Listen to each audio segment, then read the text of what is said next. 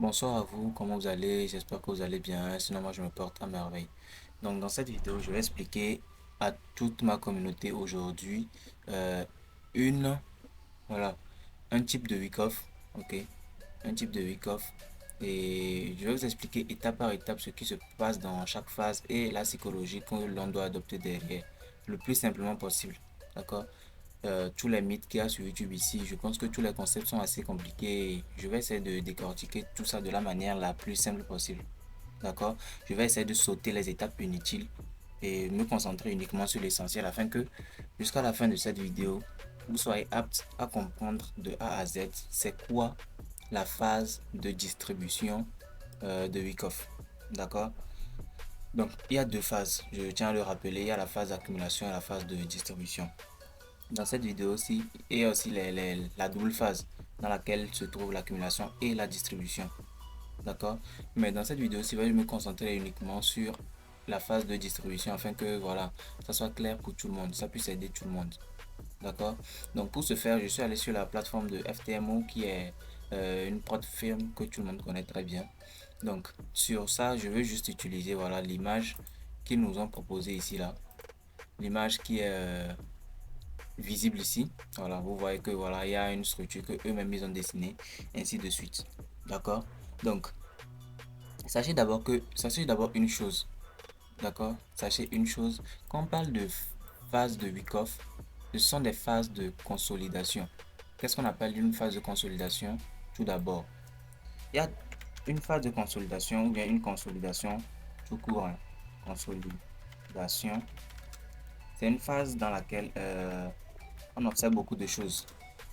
On observe beaucoup de choses. Le marché consolide, consolide, consolide, pardon, hein, entre deux fourchettes de prix. D'accord? Je pense fourchette, c'est deux T, hein, mais bon, on n'est pas là pour faire de la grammaire ici. Donc, c'est une phase dans laquelle le marché consolide entre deux fourchettes de prix, ou bien le marché évolue entre deux fourchettes de prix. Je donne un exemple bien précis. D'accord? Supposons, le marché évolue comme ça. Je fais ça. Le marché, lui, il évolue comme ça. Et arrivé à un certain niveau, il ne fait que faire ça. Il ne fait que faire ça. Il ne fait que faire ça. Il ne fait que faire ça. Voilà. On peut appeler ça une consolidation. Pourquoi? Parce que le marché, une fois arrivé ici, n'a pas pu casser ce niveau-là. Et le bas ici aussi, il n'a pas pu casser aussi ce niveau-là. Donc, le marché n'a fait que évoluer entre les deux fourchettes de prix là. Donc, on parle de phase de consolidation. Donc, le marché est en train d'évoluer entre ces deux phases-là et on parle de phase de consolidation. Vous voyez un peu? Donc, c'est la notion de consolidation dont je voulais vous parler. Maintenant, vous allez remarquer un truc. Après chaque phase de consolidation, s'ensuit un mouvement, qu'il soit haussier ou qu'il soit baissier.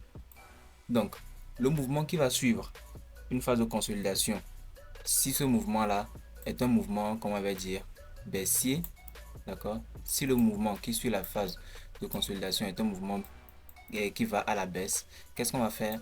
On va appeler la phase de consolidation qui a eu lieu précédemment une phase de distribution.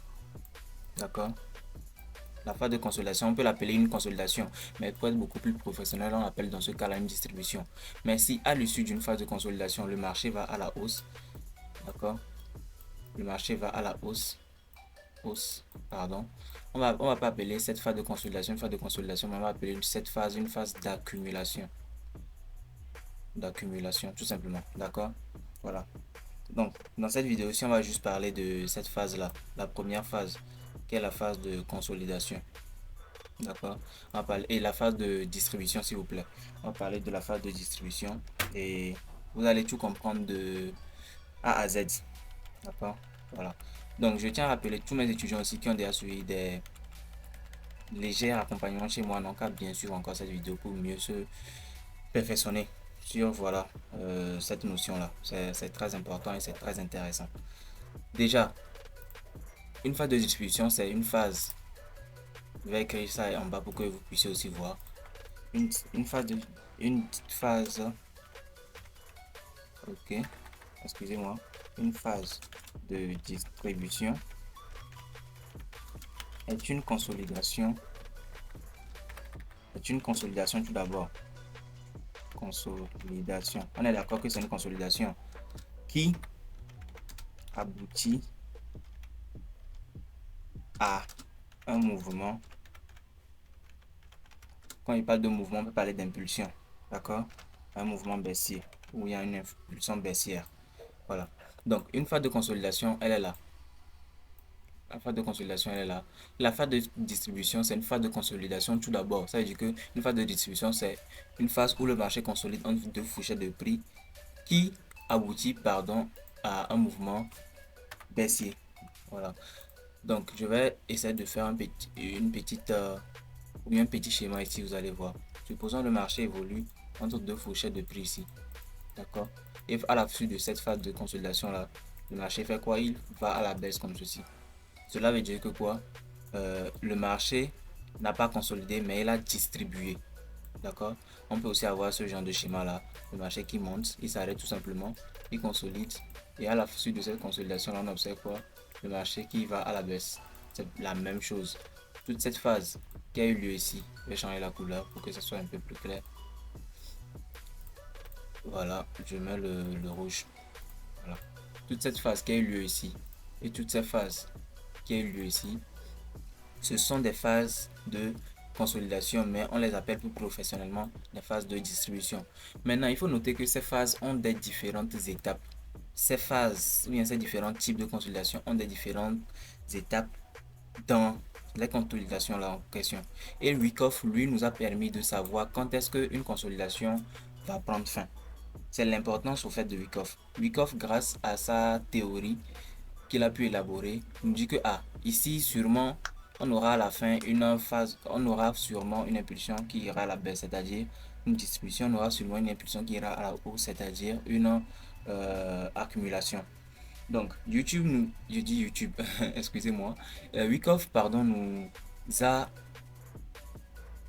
donné des étapes clés où on sait que voilà, à chaque phase, le marché va faire ce mouvement-là. À chaque phase, le marché va faire ce mouvement-là. Et on anticipe dès le départ, voilà, un mouvement fort. Supposons vous arrivez à entrer au début quelque part ici, à la fin d'une phase de consolidation.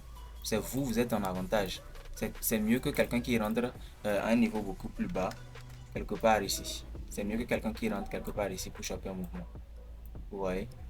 Donc, entrer au tout début du mouvement grâce à la phase de consolidation, c'est ça que Wyckoff nous permet de faire. Savoir quand est-ce que la phase de consolidation vient la phase d'accumulation finit. Donc, maintenant, on va parler de ces différentes phases-là. D'où vient ce schéma-là? D'accord? Donc, on va passer étape par étape. Donc, on a la phase A qui est ici. La phase, je vais dessiner ça pour vous. La phase A qui est ici. La phase B qui est ici. La phase C, la phase D et la phase E. D'accord? Donc, on va commencer par la phase A. Donc, que se passe-t-il dans la phase A? La phase A, c'est tout ça là. Voilà. Ce qui se trouve ici. Oublions d'abord tout ce côté-là. On oublie d'abord tout ce côté-là. On se concentre uniquement sur la phase A. Qu'est-ce qu'on voit actuellement dans la phase A? Excusez-moi. Qu'est-ce qu'on voit actuellement dans la phase A?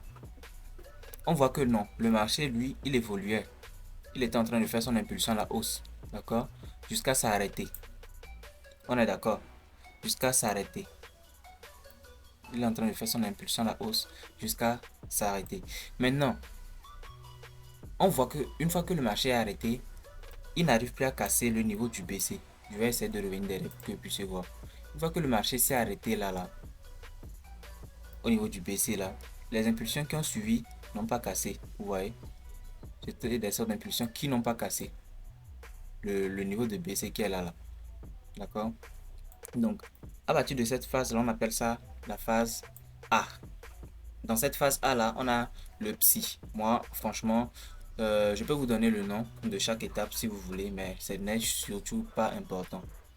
Le psy, c'est le preliminary supply, je pense bien. Le preliminary supply, c'est-à-dire la première zone de supply ou bien le premier essai d'arrêt du marché, tout simplement. Donc, si je reviens sur le marché comme ceci, sur mon trading view, comme ceci là, qu'est-ce qu'on va voir? On va voir que je suis en train de dessiner. Voilà, excusez-moi. Je suis en train de dessiner par exemple une impulsion qui va s'arrêter. D'accord? Une impulsion une impulsion qui va s'arrêter. D'accord? Voici l'impulsion qui doit s'arrêter. Voilà. Impulsion, retracement, impulsion, retracement. On va faire ça comme ça. Impulsion, retracement, impulsion, retracement, impulsion. Comme ça. Déjà, si je vous dis d'identifier la phase A et le psi voilà, dans ce petit mouvement-là, il est plutôt simple. Parce que quoi, le psi, c'est le premier essai d'arrêt et le BC suit le psi. Donc, où est-ce que le marché n'a pas pu casser? C'est ici. Donc, on va appeler ce niveau-là BC. D'accord? On appelle ce niveau-là le BC. Et le psi, il est où? Il se trouve juste derrière le BC. Le psi, il est là. Le preliminary supply. Donc, lui se trouve juste là. Donc, la fourchette où on sait que maintenant le prix va évoluer, c'est dans cette fourchette-là. La fourchette qui va se trouver ici, ici, pardon, et ici. Donc, le marché, lui, va évoluer dedans. D'accord? Donc, je retourne sur le schéma. Et qu'est-ce qu'on voit par la suite? Le marché fait à une phase. Ici, c'est pas bien de représenter, mais laissez-moi vous dire que avant que le marché ne casse le BC pour prendre la liquidité du BC, parce que oui, le BC, le niveau que le marché a laissé ici là, c'est un niveau de liquidité. Donc avant qu'il ne casse cela, il va d'abord encore créer de la liquidité en interne ici. Au beau milieu ici là, le marché va créer de la liquidité. Et quel type de liquidité il va créer? Il va créer énormément de types de liquidité tels que les trendlines, les supports, les résistances, je sais pas, les fakes, BOS pour troubler les traders en question qui tradent dans une unité de temps inférieure sans pour autant avoir une vision large terme. Pardon. Donc, ici, on peut voir que le marché va nous faire ceci, des impulsions, des retracements, des prises de liquidité avant que le marché ne vienne casser ceci. Voilà. Ici, on voit que le marché a cassé. D'accord? On voit que le marché a cassé le niveau du BC. D'accord? On voit que le marché a cassé le niveau du BC. Et quand il a cassé le niveau du BC, on va se concentrer d'abord sur ce qui s'est passé avant la cassure du BC. Avant la cassure du BC, on a tout ce mouvement-là. Et tout ce mouvement-là, ce sont des mouvements de création de liquidité. On appelle ça des ST. Ce sont des tests. C'est tout simplement des tests. Voilà, c'est tout simplement des tests qui créent de la liquidité. Les types de liquidité qu'on peut identifier ici, il y en a plusieurs. Hein. Il y a les liquidités trendline, il y a les supports résistances que les gens vont tracer ici, il y a les fake zones de demand que les gens peuvent identifier ici et tout ça. Donc le marché va créer de la liquidité un peu partout, prendre toute cette liquidité là avant de pouvoir casser la grande liquidité qui est la liquidité du BC. D'accord? Voilà, qui est la liquidité du BC. On voit que actuellement le UT, d'accord, le UT se trouve dans la phase B. Je vous rappelle bien, dans une phase de distribution, ce qui nous importe le plus, ce n'est pas ce qui se passe vers le bas. Tout ça là, ce n'est même pas important. Ce qui est important, c'est tout de comprendre ce qui se passe vers le haut. C'est ça qui va beaucoup plus nous aider, d'accord? C'est ça qui va beaucoup plus nous aider. Donc ici, toujours dans la phase B, on voit que le marché a pris la liquidité du BC, qui est appelé le UT. Le UT, c'est le Up Trust. Le Up Trust, d'accord? Le Up Trust. Et après le Up Trust, pardon, on peut avoir lieu à un shosh. Vous voyez, ici c'était bien une structure haussière. Et après on a eu le shosh ici. Et le shosh a créé une petite structure baissière. Donc on va représenter ça ici, vous allez voir. Donc le marché, au lieu de monter d'un seul coup comme ça, va monter comme ça. Prendre la liquidité du BC. Et on appelle après ça le UT. D'accord? On va appeler ça le UT, le Up Trust. Et après le Up Trust, on peut avoir un mouvement impulsif baissier qui va nous créer un short. Le short, il est où? Le short va se créer ici. D'accord? Le short, lui, va se créer ici. Et c'est après maintenant le short là, maintenant, le marché va se relancer dans une petite phase de retracement baissier encore une fois. D'accord? Je ne sais pas si je me fais comprendre. Il faut très bien suivre. Donc, jusqu'à ce que le marché ne casse le niveau le plus bas, c'est-à-dire la zone de fourchette, comme ceci là. L'impulsion qui viendra casser la zone de... L'impulsion, pardon, qui viendra casser la fourchette basse, voilà, l'impulsion qui viendra casser la fourchette basse, son origine, l'origine, il est où? Il est ici. On va l'appeler LPSY. LPSY. Je vous rappelle bien les noms, c'est pas du tout important. LPSY, c'est le last point of supply. Voilà, last point of supply. La dernière, ou bien le dernier point de supply. Voilà. Le dernier point de supply, tout simplement. Donc, l'impulsion qui vient nous faire casser la fourchette basse. À partir de l'origine de cette impulsion là, on identifie le last point of supply et on sait que voilà, le marché va commencer par se lancer dans une phase impulsive baissière. Et là, on peut commencer par chercher des positions à la baisse. On sait que on peut encore tracer un supply ici, prendre position dans la zone rouge, d'accord, et le marché va partir directement à la baisse. Maintenant, il arrive que quoi? Il arrive que ça, c'est pratiquement le type 1, ou bien il peut appeler ça le type 1, d'accord. Ça, c'est le type 1. Retenez bien ça. Ça, c'est le type 1. On peut avoir le type 2. Le type 2 dans lequel, après la prise de liquidité du BC, on peut avoir encore la prise de liquidité de l'UT. D'accord? Et là, on va appeler ça UTADS. D'accord? Donc, dans ce cas, on n'aura pas de LPSY directement. Ou soit on peut en avoir, mais juste un seul. D'accord? Le marché va continuer, venir ici et recontinuer encore à la hausse pour aller chercher la liquidité de l'UT. La liquidité de l'UT, lui, se trouve où? La liquidité de l'UT se trouve ici. Une fois que le marché va récupérer cette liquidité de l'UT là, on va appeler ici maintenant UTADS.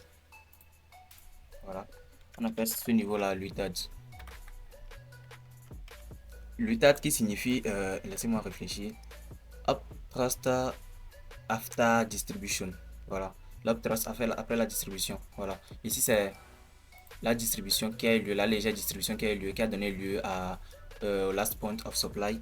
D'accord. Et après ça, maintenant, on a le UTAD, Up Trust After Distribution. Après cette distribution, on a maintenant encore un nouveau Up Trust. D'accord. Donc, l'UT, c'est pratiquement la même chose que l'UTAD, c'est juste que l'UTAD suit l'UT, c'est tout. Donc après ça maintenant, on aura le véritable LPSY. Le véritable LPSY qui sera identifié après la cassure du dernier point de la fourchette la plus basse. D'accord, la fourchette la plus basse dans ce cas c'était ce niveau-ci. Et dès que ça casse là, on peut identifier ici maintenant comme le vrai LPSY. D'accord, LPSY. Donc sachez bien, c'est pas tout le temps on a droit à l'UTADS dans un schéma. Et c'est pas tout le temps aussi on a droit à un schéma très bien dessiné. D'accord, ça c'est le type 2. C'est un schéma très bien dessiné. Habituez-vous à voir des trucs compliqués. C'est pas tout le temps aussi clair sur le marché. Donc, vous allez aller sur le marché, vous identifiez quelques structures, vous allez voir un peu de vos propres yeux. Donc, ne vous attendez pas à avoir des schémas assez clairs. Voilà, je vais prendre cette zone-là pour vous montrer un peu comment ça se passe. Ici, par exemple, je vais directement dessiner ça. Hein. Ici, par exemple, on a le psy. Le psy, pourquoi j'appelle ça le psy? Parce que juste après, on a eu une fourchette. Ici, c'est le BC. Par exemple, après le BC, on a une fourchette dans laquelle va évoluer le prix. Et cette fourchette-là, c'est ici. Dans cette fourchette-là, pardon, on a eu la création de, par exemple, comment je peux appeler ça, une résistance. Voilà. On a eu la création des fake OB. On a eu la création des trains de la liquidité. Et après la prise de liquidité, le marché vient nous créer l'UT. Après l'UT maintenant, on a le réel LPSY. PSY. Et après ça, qu'est-ce qu'on va voir que le marché a fait? Le marché a directement continué une impulsion à la baisse. Vous voyez un peu, c'est une explication un peu rapide. Je veux pas que la vidéo soit trop longue pour que vous puissiez, pour que vous ne compreniez pas. Quand c'est trop long aussi, c'est mauvais. Donc ici aussi, c'est une sorte de distribution, mais pas vraiment claire aussi. Ici, par exemple, on peut appeler ça le BC.